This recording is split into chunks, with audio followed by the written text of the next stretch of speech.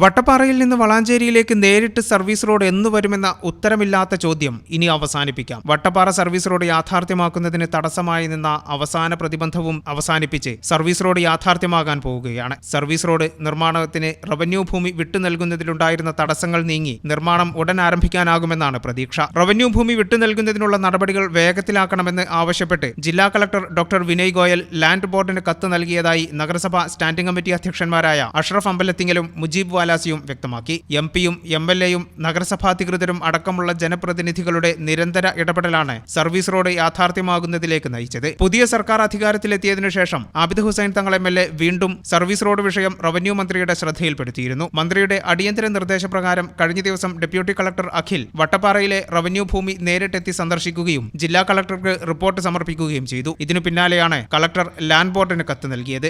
Valanchery service road, കഞ്ഞിപ്പുരയിൽ നിന്നും ആരംഭിക്കുന്ന service road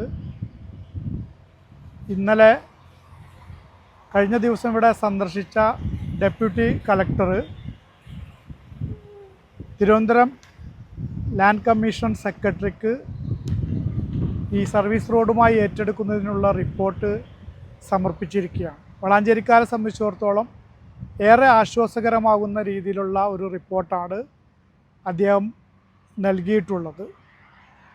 വൈകാതെ തന്നെ ലാൻഡ് സെക്രട്ടറി ഇത് സംബന്ധിച്ചുള്ള അന്തിമ വിജ്ഞാപനം ഇറക്കുമെന്നുള്ള പ്രതീക്ഷയിലാണ് നമ്മളൊക്കെ ഉള്ളത്. 2025 NHAI ബഹുമാനപ്പെട്ട ജില്ലാ കളക്ടർക്ക് ഈ സർവീസ് റോഡ് നിർമ്മിക്കുന്നതിന് ആവശ്യമായിട്ടുള്ള റവന്യൂ ഭൂമി ലഭിക്കുന്നതിനുള്ള നടപടി സ്വീകരിക്കുന്നതിന് വേണ്ടിയിട്ടുള്ള കത്ത് നൽകിയിരുന്നു. അതിൻ്റെ അവസാന റിപ്പോർട്ടാണ് ഇപ്പോൾ.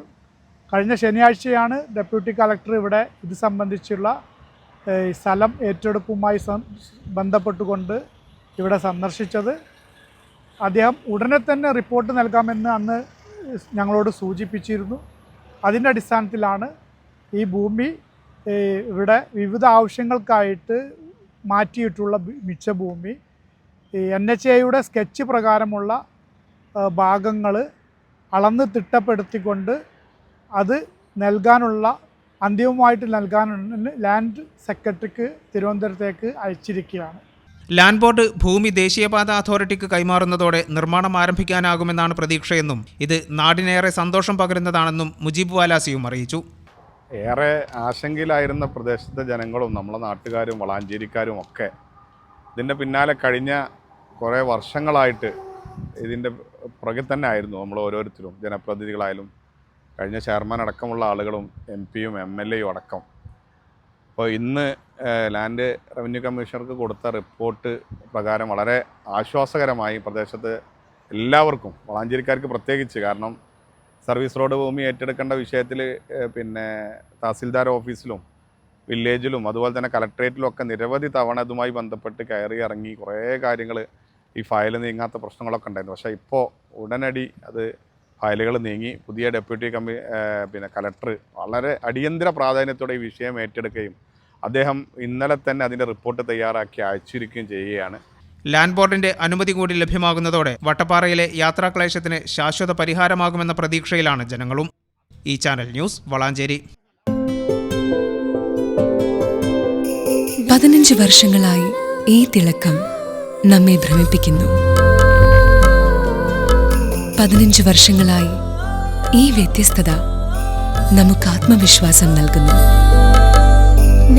15 വർഷങ്ങളായി നമ്മുടെ ആഘോഷങ്ങളിൽ ഈ പാരമ്പര്യവും പങ്കാളികളാണ്.